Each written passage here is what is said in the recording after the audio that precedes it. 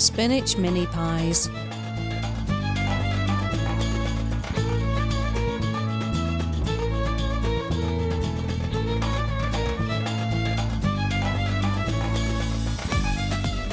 Use a round mould to cut the pastry into circles of about 8 to 9 cm diameter and place each one inside a small tin.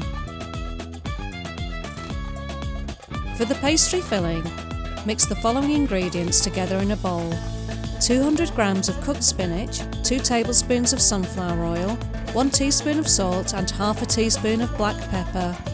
Put the spinach mixture into the individual tartlet tins. Sprinkle over 5 tablespoons of grated cheese. Bake for 20 minutes in an oven preheated to 180 degrees centigrade. Serve hot.